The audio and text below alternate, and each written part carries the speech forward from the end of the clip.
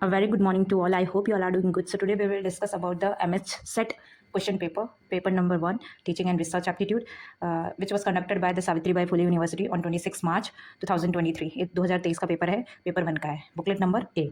सो 10 questions के बारे में आज हम बात करेंगे, अच्छे से पढ़ेंगे, 10 क्वेश्चंस करके करेंगे, बाकी सारे नेक्स्ट वीडियो में बात करेंगे। तो पहला क्वेश्चन क्या है, विदाउट वेस्टिंग टाइम हम आते हैं। पहला क्वेश्चन है द प्रॉब्लम सॉल्विंग। पहला क्वेश्चन क्या है इसका, पहला क्वेश्चन है problem solving methods are used by the teacher in dash level of teaching.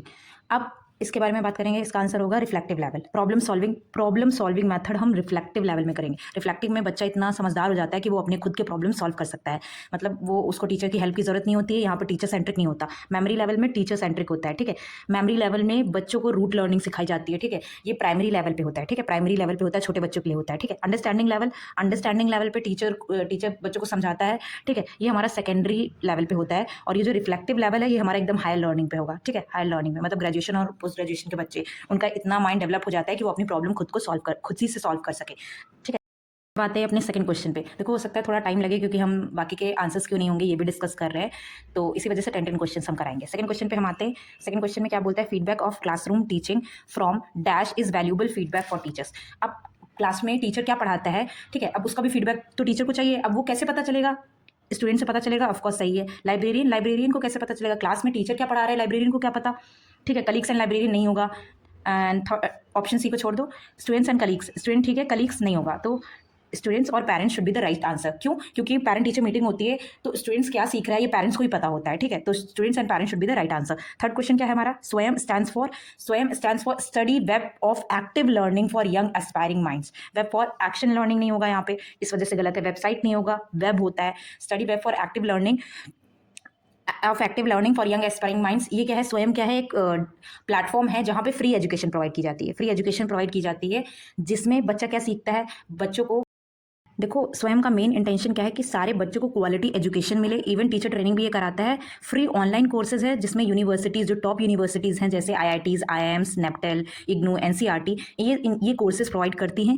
ठीक है, ये पूरा फ्री एक्सेसिबल है। बट अगर आपको क्या चाहिए होता है, आपको सर्टिफिकेट चाहिए होता है। ठीक है, if you want the certificate तो आपको थोड़ा सा फीस चार्ज करते हैं ये लोग, बट एजुकेशन इसमें फ्री प्रोवाइड करते हैं। So that is all about the study web of active learning for young aspiring minds.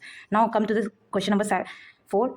Question number 4 is dash is most suitable method for teaching of history. देखो history जो है वो चीज़ें पहले से ही हो चुकी है। ठीक है, तो उसको सीखने के लिए, ठीक है, टीचर को पढ़ाने के लिए role play method is the best method. Role play method में आप क्या करते हो, आप चीज़ों को एक्ट करते हो। ठीक है, तब सीखते हो। डेमोस्ट्रेशन मैथड कौन सा होता है, डेमोस्ट्रेशन मैथड में टीचर पहले कोई चीज़ करके दिखाता है। डेमोस्ट्रेशन मैथड को कैसे अंडरस्टैंड आप कर सकते हो, जैसे फॉर एग्जाम्पल केमिस्ट्री लैब में कोई टीचर है आपको एक्सपेरिमेंट करना सिखा रहा है, केमिकल्स मिला के आपको एक्सपेरिमेंट करना सिखा रहा है। मतलब वो पहले खुद करेगा तब बच्चा सीखेगा, देन बच्चा करेगा। ठीक है, एक्सपेरिमेंटेशन मैथड आप सीखते हो। ठीक है, आप खुद से के करते हो। डिडक्टिव मेथड क्या होता है, deductive method general to specific होता है। ठीक है, टीचर आपको मान लो आप मैथ्स पढ़ रहे हो, टीचर आपको फॉर्मूला बता रहे हो, बट आप अब आपको फॉर्मूला पता चल गया, आप उस फॉर्मूले को अप्लाई करके क्वेश्चंस खुद सॉल्व करते हो। सो दैट इज डिडक्टिव मेथड। यहाँ पे राइट आंसर क्या हो जाएगा, राइट आंसर हो जाएगा role play method. Question number 5 है learning process is monitored by. आप लर्निंग प्रोसेस को कैसे मॉनिटर कर पाओगे, लर्निंग प्रोसेस को हम मॉनिटर कर सकते हैं किसके मेथड से, फॉर्मेटिव के मेथड से हम लर्निंग प्रोसेस को मॉनिटर कर सकते हैं। Now come to the question number, summative क्या होता है, summative at the end of the semester. ठीक है, जब आप पूरा सिलेबस पढ़ा लेते हो तो बाद में आप टेस्ट लेते हो। डायग्नोस्टिक मतलब प्री टेस्ट, पहले टेस्ट लेते हैं। जैसे इंटरव्यूज होते हैं ना, ठीक है, आपको कहीं सिलेक्शन होने वाला है एज अ टीचर और एज असिस्टेंट प्रोफेसर, तो उससे पहले आपको पहले की नॉलेज आपको चेक करने के लिए जो आपको टेस्ट लेते हैं ना, उसको कहते हैं डायग्नोस्टिक। ठीक है, now comes to the question number 6। ठीक है, इसका आंसर पता चल गया ना आप लोगों को, इसका आंसर होगा learning process monitored by formative. Now question number 6, a researcher must have research aptitude. Researcher के पास research aptitude, of course knowledge about the research होना ही चाहिए, mastery over on the subject, attitude of the research, but most appropriate answer क्या है, research aptitude होना चाहिए researcher के पास। 7th question, recording of dash in qualitative research is called memory, reflective notes, that would be reflective notes.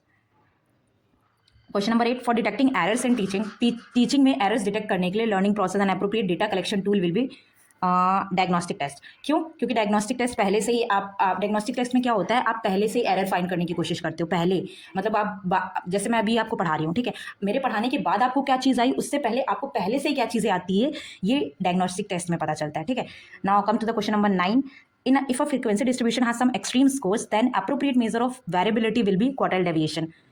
Question number 10, standard of research journal is decided on impact factor. So that is all for today. In our next video we will discuss about the next 10 questions. Thank you for watching this video. Stay tuned for the next video. अगर हाँ आपको कोई problem हो तो you can ask me freely. आपको सारे answers तो मिल गए होंगे. ठीक है. Thank you.